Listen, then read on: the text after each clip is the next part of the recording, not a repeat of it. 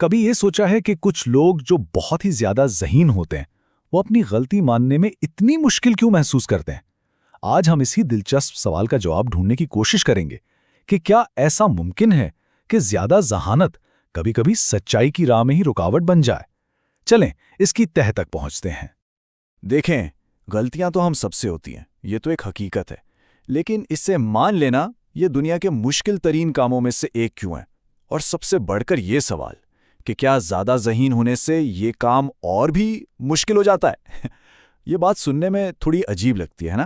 چلیں دیکھتے ہیں کہ سائنس اس بارے میں کیا کہتی ہے۔ تو سب سے پہلے ایک بنیادی بات سمجھ لیتے ہیں۔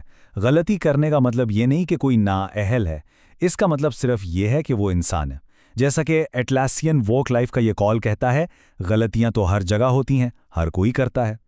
تو اگر یہ اتنی ہی عام بات ہے تو پھر اسے ماننا اتنا بڑا مسئلہ بن کیوں جاتا ہے؟ تو آخر اپنی غلطی ماننا اتنا ضروری ہے کیوں؟ بات سیدھی سی ہے، جب ہم ایسا نہیں کرتے نا تو صرف اعتماد ہی نہیں ٹوٹتا بلکہ رشتے بھی کمزور پڑ جاتے ہیں۔ سوچیں ذرا، ایک چھوٹی سی معافی ساکھ کو کتنا بہتر بنا سکتی ہے، اور ایک ایسا کلچر بنا سکتی ہے جہاں لوگ غلطیوں سے ڈرنے کے بجائے ان سے سیکھیں۔ اچھا، اب ذرا اس کے پیچھے کی سائنس کو دیکھتے ہیں۔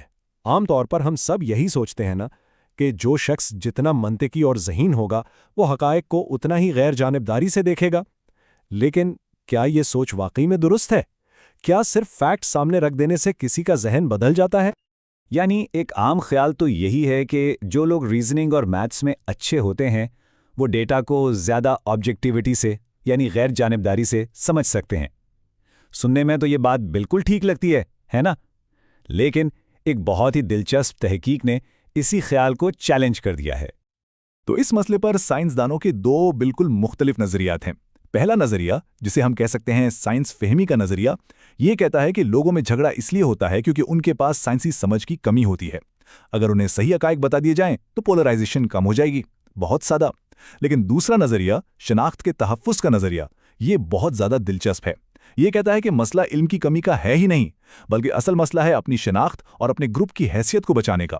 اس نظریے کے مطابق جب حقائق ہمارے خیالات سے ٹکراتے ہیں تو ہماری استدلال کی صلاحیت ایک طرح سے غیر فعال ہو جاتی ہے، اور اس نظریے کے مطابق زیادہ مہارت پولرائزیشن کو کم نہیں کرتی بلکہ بڑھا سکتی ہے۔ تو سوال یہ ہے کہ ان دو نظریات میں سے کون سا صحیح ہے؟ اسی سوال کا جواب ڈھونڈنے کے لیے ییل یونیورسٹی کے محققین نے ایک بہت ہی زبردست تجربہ کیا۔ چلیں دیکھتے ہیں کہ اس تجربے میں کیا سامنے آیا۔ تجربے کا سیٹ اپ بہت سادہ تھا۔ محققین نے 1111 لوگوں کو ڈیٹا پر مبنی ایک پیچیدہ مسئلہ حل کرنے کو دیا، اور پہلا مسئلہ ایک بالکل غیر جانبدار یعنی نیوٹرل موضوع پر تھا۔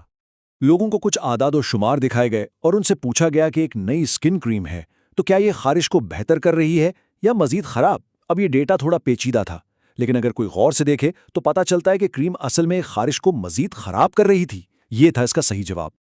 تو نتیجہ کیا نکلا؟ بالکل وہی جو کوئی بھی سوچے گا۔ جن لوگوں کی نمبرز کو سمجھنے کی صلاحیت یعنی نیومروسی بہتر تھی، انہوں نے آسانی سے صحیح جواب ڈھونڈ لیا۔ تو یہاں تک تو سب کچھ ٹھیک تھا۔ پہلا نظریہ یعنی سائنس فہمی کا نظریہ بالکل صحیح لگ رہا تھا، زیادہ سمجھ بہتر نتیجہ۔ لیکن اب آتا ہے کہانی میں اصل موڑ۔ کیا ہوتا ہے جب بالکل یہی ڈیٹا ایک سیاسی طور پر متنازع موضوع کے طور پر پیش کیا جائے؟ محققین نے تجربے کا دوسرا حصہ شروع کیا، اور یہاں سے چیزیں بہت ہی زیادہ دلچسپ ہو گئیں۔ اس بار محققین نے شرکاء کو بالکل وہی نمبرز دوبارہ دیے، لیکن اسکن کریم کی جگہ موضوع تھا گن کنٹرول۔ سوال یہ تھا کہ کیا ہتھیاروں پر پابندی سے جرائم کم ہوئے یا بڑھے؟ اور ایک بات یاد رکھنے والی ہے، نمبرز ایک ایک کر کے وہی تھے، صرف ہیڈنگز بدلی گئی تھیں۔ اور جو نتائج سامنے آئے وہ واقعی حیران کن تھے۔ جیسے ہی موضوع سیاسی ہوا، سب کچھ بدل گیا۔ جن لوگوں کی نمبرز کی سمجھ سب سے زیادہ تھی، انہوں نے ڈیٹا کو صحیح سمجھنے کے بجائے اپنے سیاسی نظریات کے مطابق موڑنا شروع کر دیا۔ مطلب انہوں نے اپنی ذہانت کا استعمال سچائی جاننے کے لیے نہیں کیا، بلکہ اپنی بات کو سچ ثابت کرنے کے لیے کیا۔ اور نتیجہ یہ نکلا کہ جو لوگ سب سے زیادہ ذہین تھے وہی سب سے زیادہ منقسم بھی تھے۔ ذہانت میں فاصلے کم نہیں کیے بلکہ اور بڑھا دیے۔ اس نفسیاتی عمل کا ایک نام ہے آئیڈینٹی پروٹیکٹیو کوگنیشن، یعنی شناخت کے تحفظ کا ادراک۔ اس کا مطلب بہت سادہ ہے، ہمارے دماغ کے لیے صحیح ہونے سے زیادہ ضروری اپنے لوگوں کے ساتھ کھڑا ہونا ہے۔ जब कोई हकीकत हमारी टीम या हमारे नजरिए के खिलाफ जाती है तो हमारा दिमाग इसे एक खतरे के तौर पर देखता है और फिर इसे रद्द करने के लिए हर मुमकिन कोशिश करता है, चाहे हम कितने ही ज़हीन क्यों ना हों। तो अगर ज़्यादा ज़हीन होना भी इस तासुब से बचने की ज़मानत नहीं, तो फिर इस जाल से निकलने का रास्ता क्या है? इसका जवाब एक बहुत ही सादा लेकिन ताकतवर खूबी में छुपा है, जिसे कहते हैं इंटेलेक्चुअल ह्यूमिलिटी या दानिशवराना आजिज़ी। दानिशवराना आजिज़ी का मतलब क्या है? सीधे अल्फाज में ये तस्लीम करना कि मैं सब कुछ नहीं जानता और मेरे अकायद गलत भी हो सकते हैं। ये कोई कमज़ोरी नहीं है, बल्कि ये वो ताकत है जो जहन को हमेशा नया सीखने और आगे बढ़ने के लिए खुला रखती है। और जब हम इस खूबी को अपनाते हैं ना, तो इसके फ़ायदे भी हैरत अंगेज़ होते हैं। हमारे ताल्लुकात गहरे और ज़्यादा काबिल एतमाद बनते हैं, हमारी सोच में तास्सुब कम होता है और हम किसी भी मसले को ज़्यादा बेहतर तरीके से हल करने के काबिल हो जाते हैं। अच्छा, ये सब जानने के बाद अब सवाल ये है कि अमली तौर पर दानिशवराना आजिज़ी को कैसे अपनाया जा सकता है। चलें कुछ अमली इक़दामात पर नज़र डालते हैं। तो पहला कदम है अपनी आजिज़ी का जायज़ा लेना, खुद को समझना।